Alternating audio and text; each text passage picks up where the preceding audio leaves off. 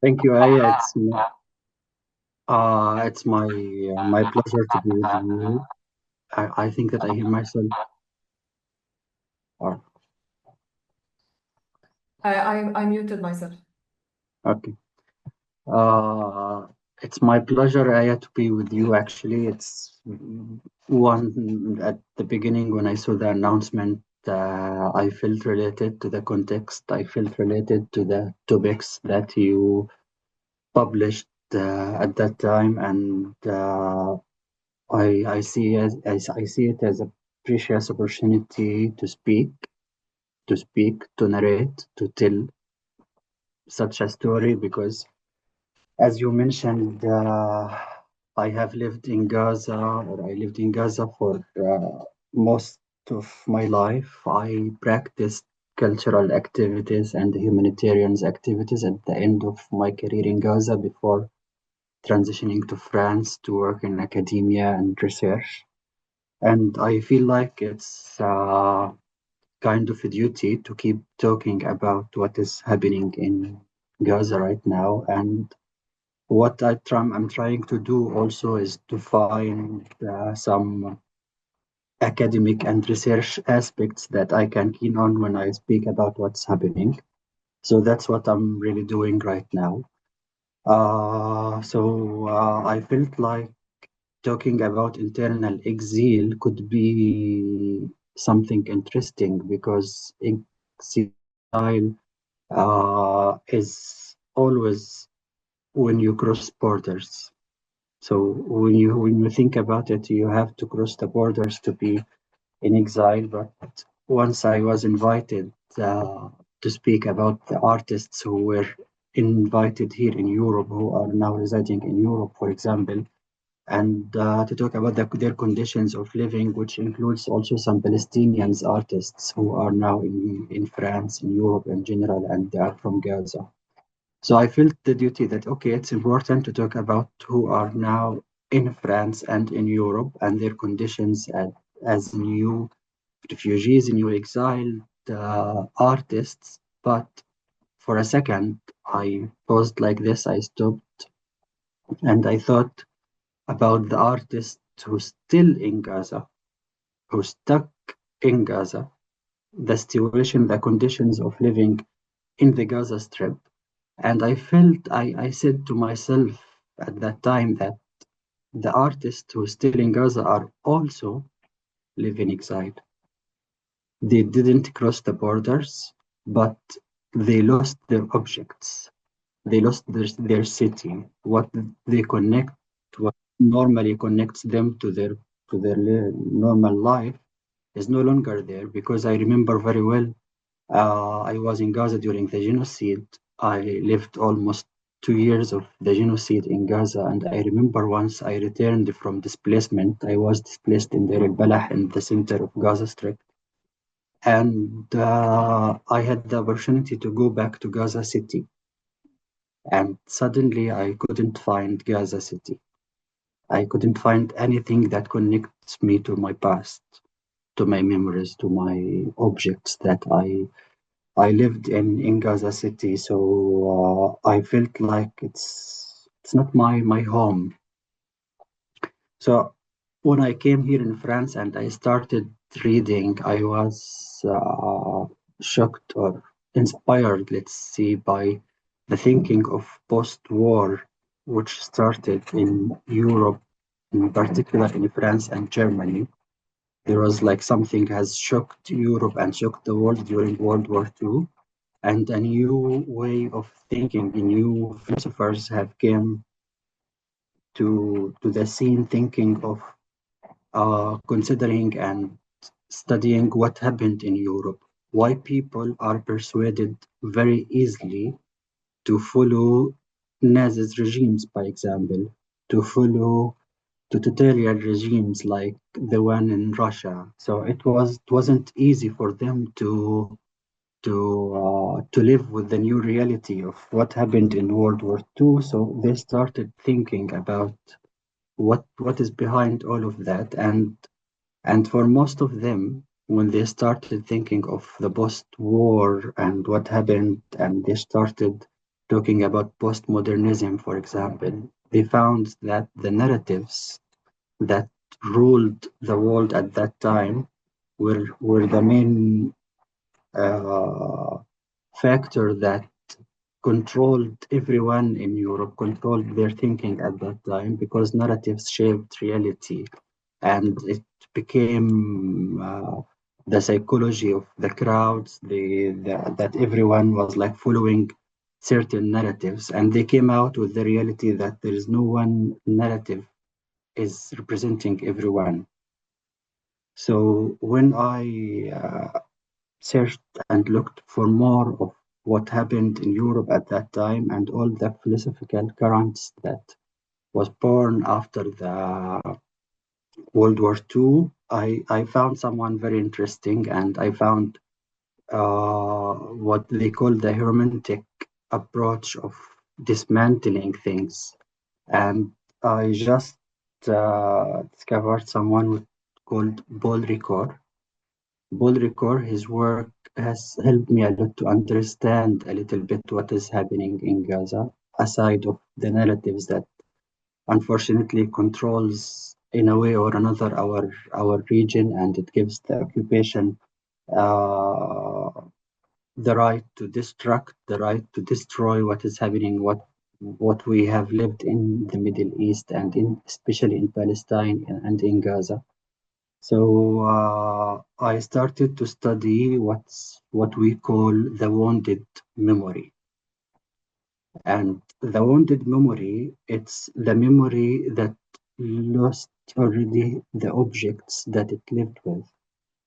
So when you lose your home, your school, your street, all the objects that exists in your past and it's no longer exist, your memory became wounded, and you cannot relate because the memory, it's not a container of impressions as we consider it. It's also how we relate to those objects. What was our story within and inside those objects? So to maintain the memory alive, it should have objects that you can return to when you want to go back to your house where you were born, by example. You should find it somewhere. So you can go to your room, you can go to your parents' room, you can remember what happened. But in Gaza, like everyone was unfortunately deprived the right to go back to what where they used to live, where they used to have their memories alive. So the memories became wounded, and the relation to the past is not stable, which affects their presence. And when you are in Gaza, living under the siege for 20 years, and find at the end of the 20 years of siege, you live this genocide, your memory is no longer functioning as it is. And the memory needs a line to connect it with the present and with the future. When a huge cut and rupture happened to this line, which connects you to to your past, to your present, to your future, your memory became wounded also, and your future has no longer shape. And this implies also to the people who left Gaza Strip, who cannot find the line between their past, their present, and their future. The line is disconnected. The storytelling is not a normal storytelling because we lost something that we need to live with this loss. And for this very interesting philosopher, he also, after he defined this wounded memory, he also suggested, I don't know if it will work, but he also suggested a way to heal. And for him, the testimony and the story telling is the only way to reconnect this line of your past and between the past and the present.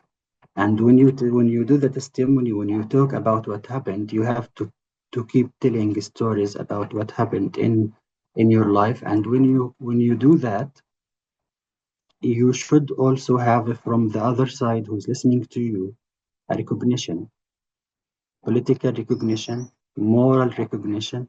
So you keep telling, you keep saying what happened, what you have lived. So the other side of the story should also be listening. So doing that, keeping your story alive, keeping your storytelling alive, you form your new kind of identity, because our identity is our storytelling.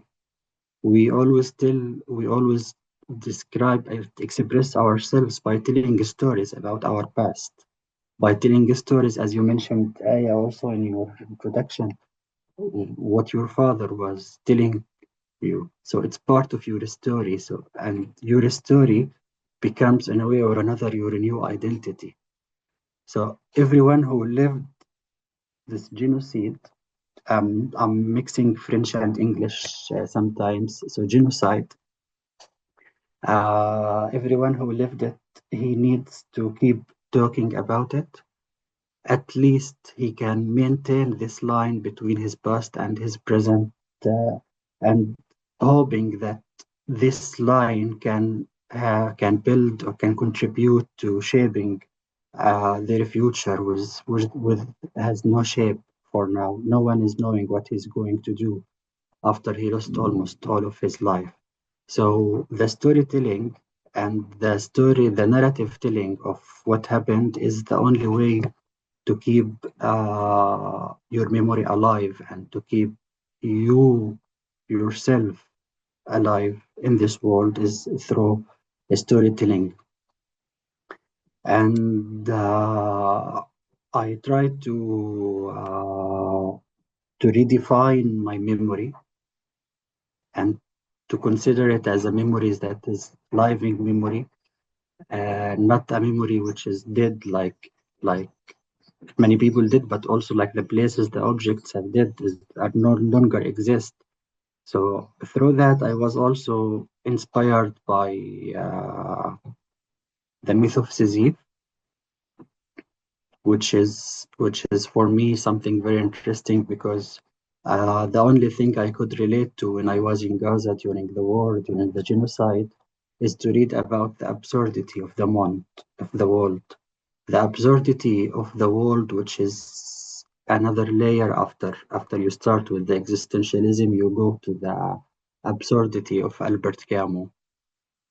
And the only philosopher, the only thinker, the only books that I could relate to at that moment is the books that talks about the absurdity of the world, because the world is no longer responding to us, is no longer doing anything that can stop what we are, what we were living in Gaza and what the Gazans are living until this moment. The world is not responding, so there is kind of absurdity. And also, I felt like, okay, there is absurdity of the world.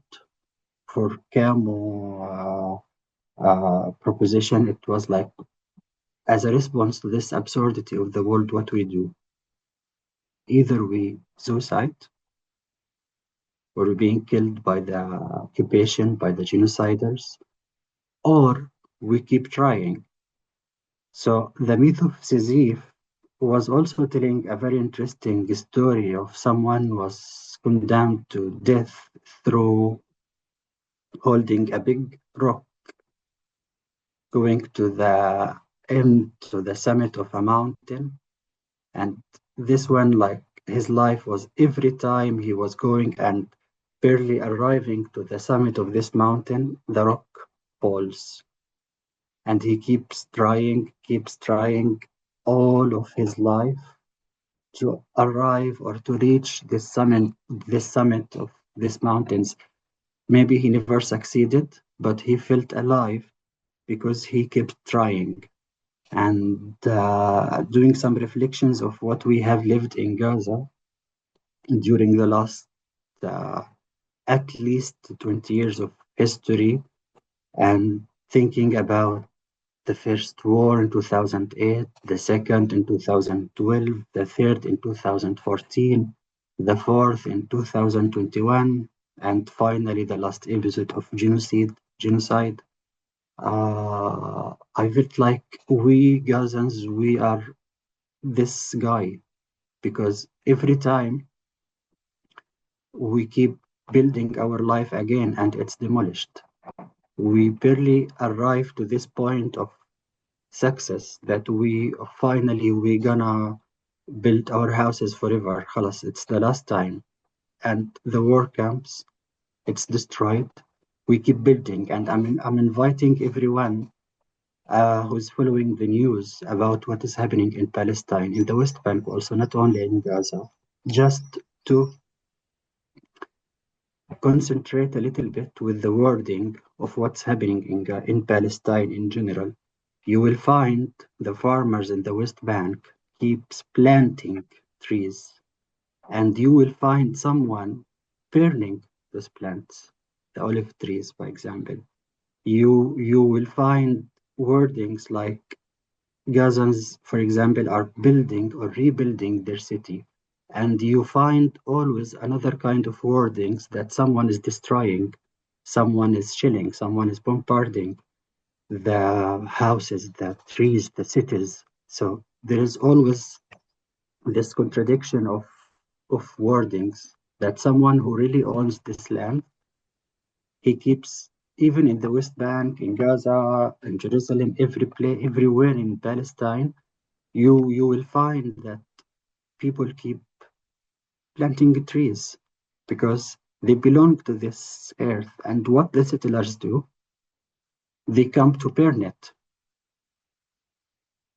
So the news is already telling us about the story of which connects the people to this piece of land. Someone is taking care of it, someone is planting it, and someone is just burning and destroying.